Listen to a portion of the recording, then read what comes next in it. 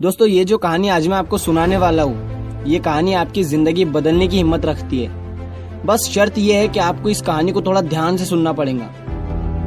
तो कहानी है एक हिरन की।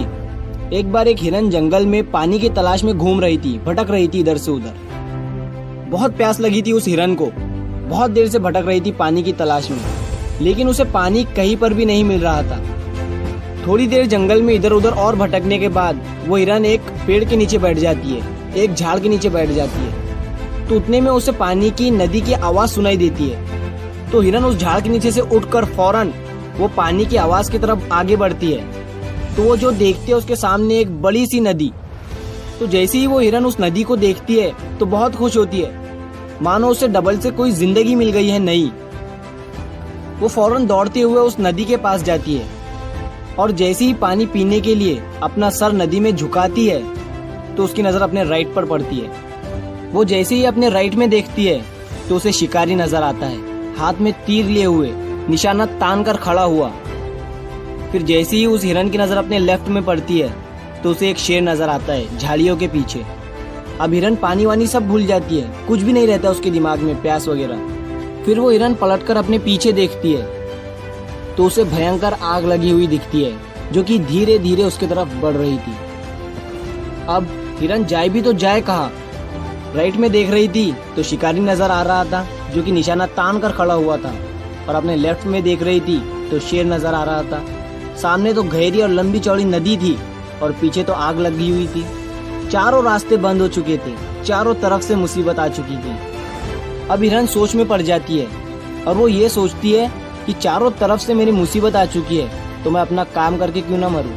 मुझे वैसे भी तो मरना ही है तो मैं पानी पीकर क्यों ना मरूं।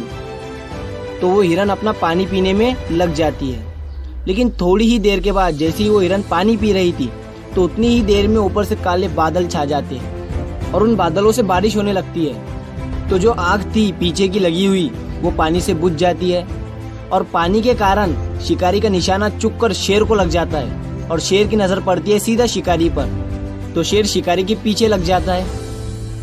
तो जैसे ही हिरन को पता चलता है, जैसे ही हिरन पानी पीने के बाद अपना सर ऊपर उठाती है तो वो अपने राइट में देखती है, उसे शिकारी कहीं पर भी नजर नहीं आता है। वो अपने लेफ्ट में देखती है, उसे शेर भी नजर नहीं आता है। वो अपने पीछे मुड़कर देखती है तो जो आग थी वो बुझी हुई दिखती है।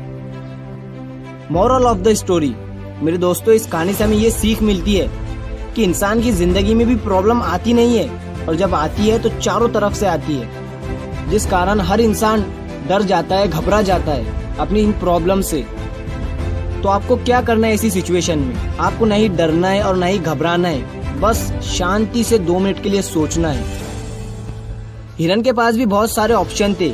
हिरन भी ये सारी सिचुएशन को देखने के बाद या तो पानी में छलांग लगा सकती थी या फिर इधर उधर भाग सकती थी, लेकिन उसने शांति से सोचा और वो अपने काम पर लगी रही।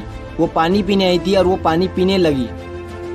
इंसान भी अपनी कामयाबी से थोड़ी ही दूरी पर रहता है, लेकिन उसे मुसीबतें दिखनी शुरू हो जाती है, घर की प्रॉब्लम, पैसों की प्रॉब्लम, जिसके कारण वो कुछ नहीं कर पाता है, घबरा जाता है, डर जाता है। लेकिन आपको ना ही घबराना है ना ही डरना है, बस आपको अपने काम पर बने रहना है। मेरे दोस्तों, उम्मीद करता हूँ आपको ये कहानी पसंद आई होगी। तो ये मत सोचना कि ये दुनिया क्या कहेंगी, कर गए तो एक दिन ये दुनिया तुम्हें देखेंगी।